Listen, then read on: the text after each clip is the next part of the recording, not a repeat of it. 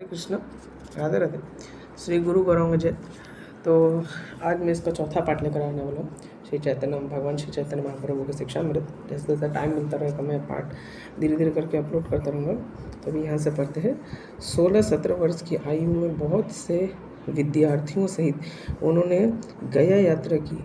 बड़े विख्यात भक्त श्री माधवेंद्रपुरी के शिष्य एवं वैष्णव सन्यासी श्री ईश्वरपुरी से वैष्णव दीक्षा ग्रहण की।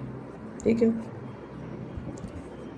माधवेंद्रपुरी के शिष्य एवं वैष्णव सन्यासी श्री ईश्वरपुरी से वैष्णव शिक्षा ग्रहण किया। नदियाँ लौट आने निमाई पंडित भागवत धर्म प्रचारक बन गए।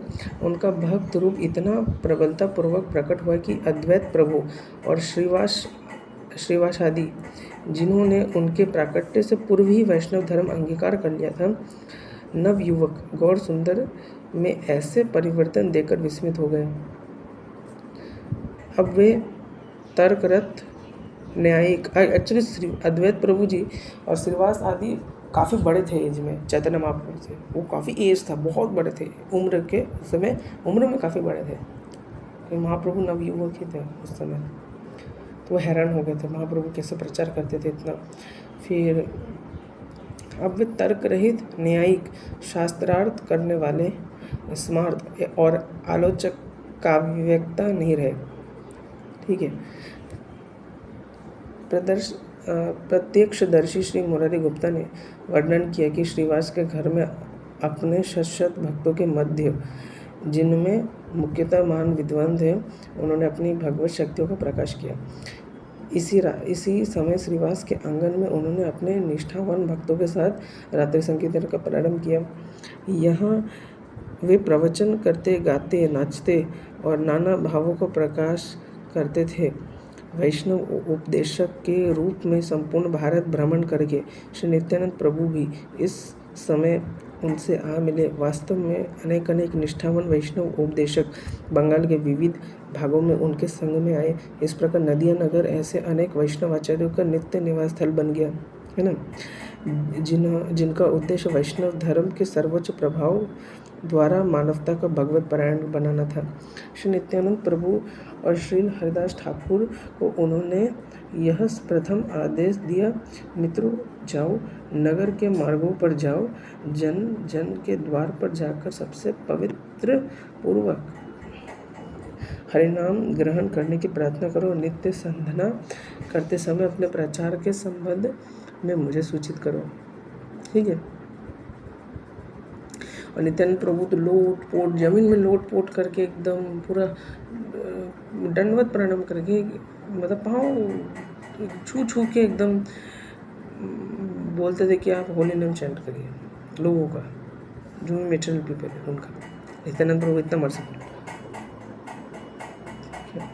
मर्सीफुल है। समय अपने प्रचार कार्य के संबंध में मुझे सूचित करो।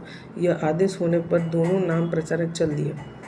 इन दिन उनकी भेंट दो परम अधम जीवों जगाई और मधाई से हुई। श्री गौर सुंदर महाप्रभु का आदेश सुनकर उन्होंने प्रचारकों का अपमान किया, किंतु उनके प्रभु श्री गौर सुंदर द्वारा उपदेश भक्त के प्रभाव से वे भी शीघ्र भक्त बन गए। तो एक्चुअली नित्यानंद प्रभु ने जगाई मधाई का आपका उद्धार करने का मेन उद्देश्य क्या था? वास्तविक में क्या था ना कि नित्यानंद प्रभु महाप्रभु का कृपा करने का, कितना कृपालु है महाप्रभु, इसको टेस्ट लेना चाह रहे थे कि महाप्रभु वास्तव में कितना कृपालु है। तो वो तो सबको पता था कि महाप्रभु बहुत कृपालु है, एक्सट्रीमली मर्सीफुल है महाप्रभु, बहुत ज़्यादा कृपालु है भगवान, बहुत कृपालु है। ठीक है, लेकिन उनका जो कृपालु है वो प्रूफ कैसे होगा, सिद्ध कैसे होगा?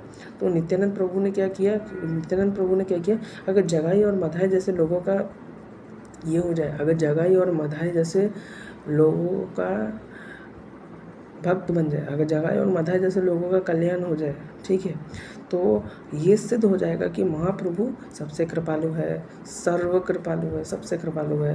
तो नित्यानंद प्रभु जी ने क्या किया, उनको ये लीला की कि अगर महाप्रभु इनको कृष्ण प्रेम बांट दे तो ये सिद्ध हो जाएगा कि महाप्रभु सबसे मर्सीफुल है। तो ये भी कारण था, जगह मत आई, ठीक है। किंतु उनके प्रभु श्री गौर सुंदर द्वारा उपदिष्ट भक्तों के प्रभाव से वे भी शीघ्र भक्त बन गए। नदिया निवासी इससे आश्चर्यचकित हो उठे, ठीक है। उन्होंने कहा, निमाई पंडित केवल महान विद्वान ही नहीं अपितु निश्चित रूप से सर्वप्रथम श्री भगवंत दूत भी है, और बिल्कुल साक्षात भगवान है, साक्षात भगवान है। भगवत दूत क्या, साक्षात भगवान है। जीवन के इस 23वें वर्ष से श्री गौर सुंदर महाप्रभु ने नदिया में ही नहीं अपितु समीपवर्ती सारे नगर ग्राम आदि में अपने वैष्णव सिद्धांतों का प्रचार किया, है ना। पृथ्वीते आचयत मोरो नाम सर्वत्र प्रचारित होई बे मोरो नाम, पृथ्वीते आचयत नगर आदि ग्राम सर्वत्र प्रचारित होई बे मोरो नाम, चैतन्य चरितामृत में लिखा है। और फिर भक्तों के निवास पर चमत्कार प्रदर्शन किया, गोपनीय भक्ति सिद्धांतों की शिक्षा दी, भक्त वृंद सहित संकीर्तन किया। उनके नदियावासी भक्त मार्गों में हरिनाम का कीर्तन करने लगे। इससे एक उत्तेजना फैल गई, विभिन्न व्यक्तियों के विभिन्न भावों का प्रादुर्भाव हुआ, भक्त अतिशय प्रफुल्लित हुआ। दूसरी ओर निमाई पंडित की सफलता से ईर्ष्या करने वाले स्मार्त पंडितों ने श्री चैतन्य को अहिंदू बताकर उनके विरुद्ध चांद काजी से शिकायत की। तो वैसे ही है, और ऐसे लोग भी हैं कि बहुत सारे ऐसे स्मार्ट लोग हैं, इतने अजीब अजीब लोग हैं, आपको पता होगा कि उनका ये बोलने का ये मतलब है कि जो भक्ति योग प्रैक्टिस करता है वो नपुंसक है। भक्ति योग करने से इंसान नपुंसक हो जाता है, और कर्म योग करने से उसका पुरुषत्व सिद्ध हो जाता है। कर्म योग सबसे अच्छा है, ठीक है, मैस्कुलाइन एकदम, कर्म योग एकदम बढ़िया है, लेकिन भक्ति योग नपुंसकता बना देता है, विक्षिप्त बना देता है लोगों को। तो इनका ये एक मेंटेलिटी है, और कोई लोग करते हैं, लेकिन मैं यही भी मैं प्रमाणित कर दूंगा कि इन्हीं के शंकराचार्य जी खुद भक्ति योग को ही सपोर्ट करते थे, ठीक है। अगर आप साधक संजीवनी भी पढ़े ना, उसमें क्या, उसमें अगर आप सबसे पहला पेज पढ़े, उसमें साफ साफ बोला गया कि भक्ति योग ही सर्वश्रेष्ठ है। भक्ति योग को ही भगवान ने सबसे ज़्यादा महत्व दिया गया। भक्ति योग से ऊपर कोई योग नहीं है, भक्ति योग सर्वश्रेष्ठ है। ये इस्कॉन कहेगा तो बहुत लोगों को दिक्कत हो जाएगा, लेकिन ये साधक संजीवनी गीता कह रहा है, जो एकदम न्यूट्रल गीता है। भक्ति ही सब कुछ है। रामायण में भी क्या लिखा, रामचरितमानस में क्या लिखा, जाति पाति कुल धर्म बनाई, धन बन बिन गुण चतुराई, भक्ति बिन अब याद नहीं आ रहा, लेकिन इतना है कि जाति पाति कुल धन इंसान का कितना भी हो, लेकिन भक्ति के बिना वो कैसा है, बिना जल के बादल के समान है। अब बिना जल का बादल तो किसी काम का नहीं, हवा ठेल देगा उधर चला जाएगा, कोई काम का ही नहीं है, वो तो खोखला है। तो वो खोखला बोलने का मतलब है। तो तुलसीदास जी भक्ति का इतना महत्व दे रहे हैं, ठीक है। और साधक संजीवनी में भक्ति योग को ही सबसे टॉप में रखा गया। साधक संजीवनी अगर पहला पेज ही पढ़ ले, ठीक है, भक्ति योग को ही सबसे, वो साधक संजीवनी ने साफ साफ बोला है कि भक्ति योग सर्वश्रेष्ठ है, भक्ति योग सर्वश्रेष्ठ है, भक्ति योग सर्वश्रेष्ठ। आप जितना भी ग्रंथ पढ़ेंगे ना, अगर आप कुछ भी पढ़ें, उसमें भी भक्ति को ही स्थापित किया गया, भक्ति योग ही सर्वश्रेष्ठ है।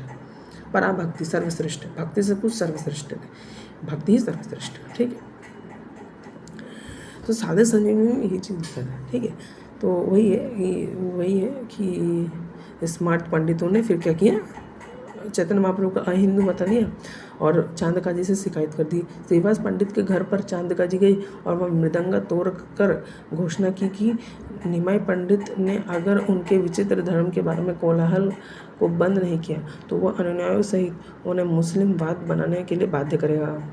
और यहाँ पे ही प्रभुपाद जी अपने पर्पट में साफ साफ लिखते हैं, the scriptures of Yavanas and meat eaters are not eternal scriptures, because क्यों।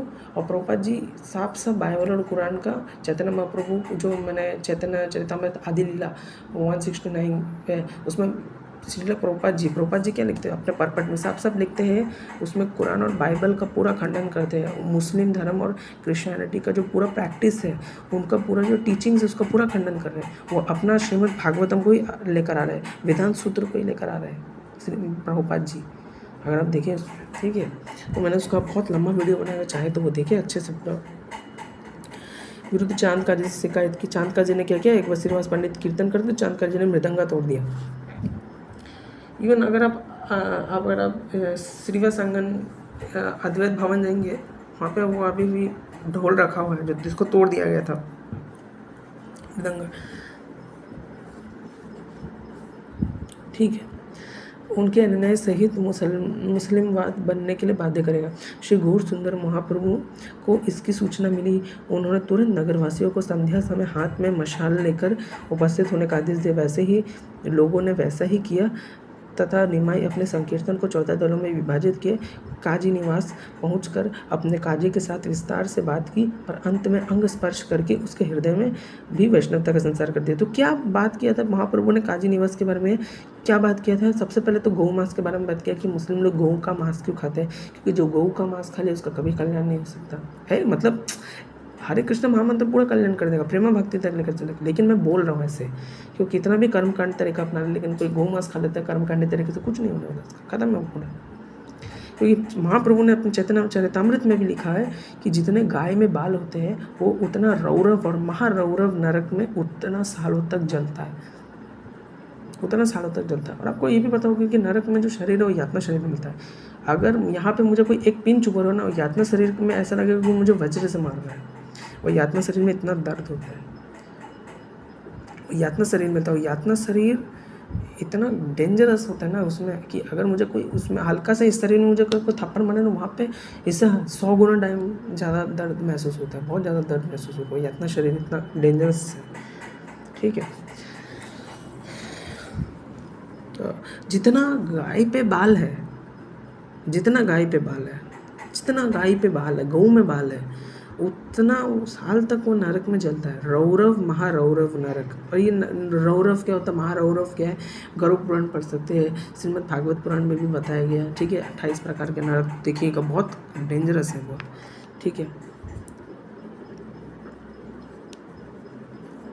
ठीक है। तो फिर यही है। और क्या शास्त्रार्थ हुआ कि कुरान और भागवत, तो चैतन्य महाप्रभु ने पूरा निंदा किया था, कुरान का निंदा किया कि उनके स्क्रिप्चर में बहुत फॉल्ट है, हाँ। फिर बाइबल का खंडन किया, पूरा खंडन किया, टोटल खंडन किया चैतन्य महाप्रभु ने। तो वैसे ही इस्लाम जो प्रैक्टिस कर रहे हैं वो गलत है, ये चीज़ है। तो आपने अभी ये देखा। फिर इसके बाद हाँ, काजी ने रोते हुए स्वीकार किया कि उसे एक तीव्र भगवत भक्त प्रभाव की अनुभूति हुई, जिससे उसके संशय नष्ट हो गए, है ना, तथा परमानंद प्रदायक भक्ति भाव का उदय हुआ। और इसके बाद काजी संकीर्तन में सम्मिलित हुए। श्री गौर सुंदर महाप्रभु की दिव्य शक्ति से जगत विस्मित हो उठा। इस घटना से हजारों हजारों अवैष्णव भक्त बनकर श्री विशंभर ध्वज के नीचे एक प्राण हो गए, ठीक है। मतलब सब एकत्रित हो गए, सब वैष्णव मूवमेंट को ज्वाइन कर लिए। श्री विशंभर ध्वज मतलब महाप्रभु का जो मूवमेंट है। इसके पश्चात कुलिया के कुछ ईर्ष्यालु एवं नीच प्रकृति वाले ब्राह्मणों ने श्रीमन महाप्रभु गौर सुंदर से विद्रोह करके उनके विरुद्ध एक दल बनाया। निमाय पंडित सिद्धांत पर दृढ़ होते हुए भी स्वभावतः परम सहृदय थे। उन्होंने विचार किया कि दलबंदी और सांप्रदायिक संकीर्णता प्रकृति के दो सबसे बड़े शत्रु हैं। इसलिए जब तक निमाई पंडित किसी एक परिवार में संबंध है तब तक उनका प्रयोजन पूर्णतः सिद्ध नहीं हो सकता। अतः उन्होंने अपने परिवार, वर्ण, दल आदि से संबंध विच्छेद कर विश्व नागरिक बनने का संकल्प किया। इस प्रकार 24वें वर्ष में उन्होंने कटवा में वहाँ के केशव भारती से संन्यास ग्रहण किया, ठीक है। तो एक दल बना था एक्चुअली, यहाँ पे उन ब्राह्मणों को बोला जा रहा है जो चैतन्य महाप्रभु के खिलाफ, मतलब उन मुस्लिम का सपोर्ट करने लग गए थे, ठीक है। तो फिर उनकी माता एवं पत्नी विरह से फूट फूट कर हुई, पर सहृदय होते हुए भी हमारे चरित नायक आदर्श पर दृढ़ थे। तो एक्चुअली क्यों फुट फुट कर संन्यास ले लिया चैतन्य महाप्रभु ने। इसका एक और कहानी आता है जो भागवतम में ही आपका प्रभुपाद जी ने भागवतम के इंट्रोडक्शन में बताया कि एक्चुअल में होता क्या है ना कि कुछ कुछ ऐसे लोग थे जो चैतन्य महाप्रभु के मूवमेंट को सीरियस नहीं ले रहे थे, और उस समय कोई वैष्णव संन्यास नहीं थे, वैष्णव सन्यासी नहीं थे। होता क्या था ना, महाप्रभु का इतना रिस्पेक्ट नहीं होता, तो उनको लोग काफ़ी कैजुअल तरीके से ट्रीट करते थे। तो उससे क्या होता ना, मूवमेंट ठीक से नहीं फैल रहा था, लोग उनसे तर्क कर रहे थे, उन्हीं के साथी लोग जो उन्हीं से ही मिसबिहेव करने लगे थे महाप्रभु से, ठीक है। होता नहीं कि अगर आप किसी को ज़्यादा सिर पे चढ़ा रखो तो वो ऐसे ही करता है। वैसे ही तो वहाँ उनके जो मूवमेंट है उनको जितना इज्जत मिलना चाहिए वैसा नहीं मिल रहा था। इज्जत क्यों मिलना चाहिए था? क्योंकि तभी तो मूवमेंट अच्छा फैलेगा। प्रभुपाद जी अपना मूवमेंट कैसे फैलाए? उनके आने वाले शिष्य उन प्रभुपाद जी का रिस्पेक्ट करते थे, ना कि प्रभुपाद जी के ऊपर ज़्यादा ये करते थे, फ्रैंकली बिहेव करते थे। वैसे ही ऐसे तो नहीं होता था ना।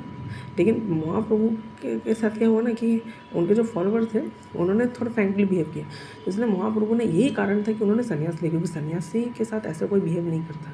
सन्यासी को काफ़ी ऊँचे भाव से देखा जाता है, तो इसलिए ये एक पहला कारण था कि चैतन्य महाप्रभु ने संन्यास क्यों ग्रहण किया। ठीक है, ये एक पहला कारण था। और मायावादी सन्यासी से क्यों? क्योंकि ऐसे हैं, ऐसे तो बहुत सारे हैं कि रामानुजाचार्य जी, मध्वाचार्य जी ने भी मायावादी सन्यासी से ग्रहण किया था। ऐसा इसलिए क्योंकि उसमें कोई वैष्णव सन्यासी नहीं था, और इसलिए रोने लग गए थे कि संन्यास ले लिया। पर सुहृदय होते हुए भी हमारे चरित्र नायक आदर्श पर दृढ़ थे। अपने घर से छोटे छोटे संसार पर उन्होंने परित्याग किया, सामान्य जनता को कृष्ण के अनंत वैकुंठ धाम जगत के प्राप्त कराने के लिए। यस, इसी काम के लिए, वही तो, इसी काम के लिए उन्होंने ये किया। ठीक है, संन्यास लेने के बाद उन्हें शांतिपुर में, जो वेस्ट बंगाल में नदिया डिस्ट्रिक्ट में जगह शांतिपुर, ज़्यादा दूर नहीं है नवद्वीप से, मायापुर से। संन्यास लेने के बाद उन्हें शांतिपुर में अद्वैत प्रभु के घर जाने के लिए प्रेरित किया गया। कालना के कई पास में जगह कालना। संन्यास लेने के बाद उन्हें शांतिपुर में अद्वैत प्रभु के घर जाने के लिए प्रेरित किया। श्री अद्वैत ने नदिया से उनके सब मित्रों और भक्तों को निमंत्रित किया। पुत्र के दर्शनार्थ सची माता को भी ले आए।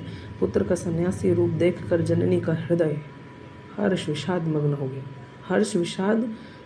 हो गया। ऑब्वियसली हो गया, क्योंकि पुत्र संन्यास ले लिया, तो ऑब्वियसली होगा ही। सच्ची माता का हृदय मतलब दुखी हो गया, बहुत उदास हो गए, बहुत रोते थे, बहुत रोए। सन्यासी होने के कारण श्री कृष्ण चैतन्य महाप्रभु केवल कौपन और बहिर्वास धारण किए हुए हैं। उनका मस्तक मुंडित था, हाथ में दंड कमंडलू थे। अपने स्नेहमयी जननी के चरणों में दंडवत प्रणाम कर पावन पुत्र ने कहा, जननी यह देह आपकी है, इसलिए मैं आपके आज्ञा पालन से बाध्य हूँ। भगवत प्राप्ति के लिए मुझे श्रीधाम वृंदावन गमन करने की आज्ञा दीजिए। अद्वैतवादी से विचार विमर्श कर जननी ने पुत्र को जगन्नाथपुरी में निवास करने को कहा, जिससे समय समय पर उन्हें श्री गौर सुंदर को वार्ता मिलती रही। और ये भी कारण है कि क्यों उनकी माँ इतना क्रंदन करने लगी, इतना रोने क्यों लगी, क्या कारण था? क्योंकि महाप्रभु का जो केश है वो इतना घना काला, इतना सुंदर कि सामने वाला आदमी देख के भी मतलब मोहित हो जाए, पागल हो जाएगा देख के, इतना सुंदर केश था। अचानक से उन्होंने सारा सिर मुंडवा लिया, उनकी माँ हक्की बक्की रही, तो ऑब्वियसली होगा ही ना। आप सोचिए, इतना सुंदर केश था, ठीक है, इतना सुंदर केश, इतना घना काला केश, इतना सुंदर केश, लेकिन अचानक से ऐसा हो गया। तो वो देख के वो इतना ज़्यादा अचानक से मतलब उस दुख को वो मतलब बर्दाश्त ही नहीं कर पाए कि ऐसा मेरे साथ कैसे हो गया, ऐसे निमाई के साथ कैसे हो गया कि जिस निमाई का बाल इतना घना था, इतना काला था, इतना सुंदर था, वो निमाई अचानक से मतलब मुंडन कर लिया। इतना दुखी। तो ये भी एक बहुत मेजर कारण था कि जो सची माता क्यों इतना दुखी हुई, उनको क्यों इतना पीड़ा पहुंचा, इतना दुखी क्यों, इतना रोने क्यों लगी। जननी यह देह आपकी है। तो देखिए, तो चैतन्य महाप्रभु देखिए क्या बोले, जननी ये देह आपकी है। तो कितना बड़ा सम्मान दे रहे हैं वो अपनी माता को, ये देह आपकी है, ये देह आपकी है। सोचिए, इतना बड़ा सम्मान है, इतना बड़ा सम्मान है। इसलिए मैं आपकी आज्ञा पालन में बाध्य हूँ। भगवत प्राप्ति के लिए मुझे श्रीधाम वृंदावन गमन करने की आज्ञा दीजिए। अद्वैत आदि से विचार विमर्श कर जननी के पुत्र को जगन्नाथपुरी में निवास करने को कहा, फिर जिससे समय समय पर उन्हें श्री गौरांग सुंदर की वार्ता मिलती रहे। तो मतलब वही है कि अद्वैत प्रभु से विचार विमर्श कर जननी ने पुत्र को श्री जगन्नाथपुरी में निवास करने को कहा, ठीक है, जिससे समय समय पर ही वो तो हुआ क्या ना कि तो एक्चुअली क्या हुआ ना, वृंदावन जा रहे थे। तो वृंदावन लेकिन दूर है ना, यूपी में है, 2-3 स्टेट्स बाद में है वृंदावन, लेकिन उससे में जगन्नाथपुरी बहुत पास में, वेस्ट बंगाल से तो बहुत ही पास में। कोलकाता से मैं जा रहा था, अभी कोलकाता, वहाँ से वो काफ़ी पास में, कोलकाता से बहुत पास में, मतलब मैक्सिमम 6 घंटा भी लग गया। अगर सुपर फास्ट ट्रेन से जाए तो 6 घंटे तक ही पहुँच जाए उसके अंदर, बहुत अच्छा, ठीक है। तो वही है कि अगर पास में रहेंगे तो विचार विमर्श होगा, खबर पता चलता रहेगा क्या कर रहे हो क्या ना कर रहे हो। तो इससे जैसे सच्ची माता ने आदेश दिया कि तुम उड़ीसा जगन्नाथपुरी में जाओ, वहाँ ही रहो, और गौर सुंदर महाप्रभु ने उसका आज्ञा का बिल्कुल पालन किया। उन्होंने उड़ीसा के लिए प्रस्थान किया। जीवनकारों ने श्री कृष्ण चैतन्य को शांतिपुर से पूरी यात्रा का सुविस्तृत वर्णन किया, है ना। वर्तमान थाना मथुरापुर, डायमंड हार्बर, 24 परगना में स्थित, ये 24 परगना सब डिस्ट्रिक्ट्स है। 24 परगना में स्थित छत्रभुज तक उन्होंने भागीरथी तट पर यात्रा की। वहाँ से नौका द्वारा मिदनापुर एक जिला है वेस्ट बंगाल में, मिदनापुर जिले में प्रयाग घाट तक पहुँचे। तदुपरांत भुवनेश्वर मंदिर के दर्शन करते हुए और बालेश्वर कटक के मार्ग से पदयात्रा करते हुए पुरी पहुंचे। तो ये रास्ता है कि महाप्रभु कौन से रास्ते पुरी पहुंचे, और चैतन्य चरितामृत में तो बहुत डिटेल में बताया गया है पुरी पहुंचे। एवं प्रभुपाद जी ने चैतन्य चरित मैप्स भी बताए, कैसे कैसे मैप्स कौन से जगह से होके गए। साउथ में गए अलानाथ, साउथ में अलानाथ में गए, बहुत सारी जगह में गए थे, और वे पुरी पहुंचे। पुरी आने पर उन्होंने श्री जगन्नाथ का दर्शन किया। श्रील सार्वभौम से भेंट हुई और उनकी प्रार्थना पर श्रीमन महाप्रभु ने उनके साथ में निवास किया। श्रील सार्वभौम उस काल के महान विद्वान थे। उनके स्वाध्याय की सीमा न थी। श्रेष्ठ न्यायिक होने के साथ वे ही शंकर वेदांत के सर्वाधिक पांडित्यपूर्ण विद्वान के रूप में विख्यात थे। सार्वभौम भट्टाचार्य बहुत बड़े वेदांती थे, बहुत बड़े, मतलब शंकर संप्रदाय के बहुत बड़े ये थे, मतलब अद्वैत संप्रदाय के सबसे बहुत बड़े ये थे, विद्वान थे, बहुत वेदांती थे, बहुत बड़े बड़े वेदांती थे। प्रकाशानंद सरस्वती जैसे बड़े बड़े वेदांती। तो सार्वभौम भट्टाचार्य तो उनके ट्रेनर है, इतने बड़े वेदांती है। तो आप समझ सार्वभौम भट्टाचार्य कितने बड़े वेदांती है। उनका जन्म नदिया विद्यानगर में हुआ था। ये किसका है? सार्वभौम भट्टाचार्य।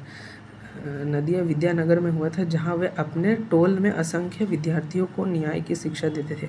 निमय पंडित के आविर्भाव से कुछ ही पूर्व वे पुरी चले गए और उनकी बहनों गोपीनाथ ने इस नवीन सन्यासी का परिचय श्रील सार्वभौम से कराया।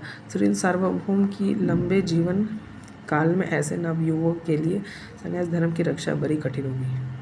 ठीक है। श्री गोपीनाथ जो नदिया की श्री चैतन्य महाप्रभु को जानते थे, इसलिए उनके प्रति बहुत श्रद्धा रखते थे। अतः उन्होंने घोषित किया कि वे सन्यासी साधारण मनुष्य नहीं है। इस पर श्री गोपीनाथ और श्री सार्वभौम में गहन शास्त्रार्थ हुआ। तत्पश्चात श्री सार्वभौम ने श्री गौर सुंदर से अपने वेदांत सूत्र व्याख्या सुनने के लिए अनुरोध किया और प्रभु ने युक्तिपूर्वक स्वीकृति प्रदान की। श्री गौर सुंदर ने गंभीरतापूर्वक 7 दिन तक चुपचाप श्री सार्वभौम की व्याख्या सुनी, और ये बहुत डिटेल में है बताया गया कि क्या क्या कॉन्वर्सेशन हुआ था। ठीक है। 7 दिन हो जाने पर श्री सार्वभौम ने उनसे कहा, श्री चैतन्य कृष्ण चैतन्य, प्रतीत होता है कि आप वेदांत नहीं समझते, क्योंकि मेरा व्याख्या सुनकर कुछ नहीं कहते हैं, मेरा व्याख्या सुनकर कुछ नहीं कहते। श्री चैतन्य का उत्तर था कि वे सूत्रों को तो भली भांति समझते हैं, किंतु उन्हें नहीं जानते कि अपने भाष्य से श्री शंकराचार्य का क्या तात्पर्य है। ऐसे से विस्मित होकर सार्वभौम ने कहा, यह कैसे संभव है कि आप सूत्र तो समझते हैं पर सूत्रों की व्याख्या करने वाले भाष्य को नहीं समझते। फिर भी यदि आप सूत्रों को समझते हैं तो कृपया अपनी व्याख्या सुने। इस पर श्री गौर महाप्रभु ने अपनी विधि से शंकर की विवर्तवाद व्याख्या का स्पर्श किए बिना सब सूत्रों की व्याख्या की। श्री सार्वभौम की तीक्ष्ण बुद्धि को श्री चैतन्य महाप्रभु की व्याख्या में सत्य, सौंदर्य, तर्क, संवेय का दर्शन हुआ। वे यह कहने को बाध्य हो गए कि पहला अवसर है जब उन्होंने ब्रह्म सूत्र की ऐसी सरल व्याख्या सुनने को मिली। ठीक है। तो ब्रह्म सूत्र भाष्य 555 कोड्स होते हैं। ठीक है, वेदांत सूत्र। तो यहाँ तक अब विराम देते हम, और मैंने आपको अच्छे से बताया कि यहाँ पे कैसे एक डिबेट होता था, बहुत लंबा 7 दिन का था व्याख्या। ठीक है, 7 दिन का व्याख्या था। ठीक है, सार्वभौम भट्टाचार्य का। तो तब तक मैंने ऐसे, अब सभी लोगों ने वीडियो देखते रहे, सभी हरे कृष्ण राधे राधे।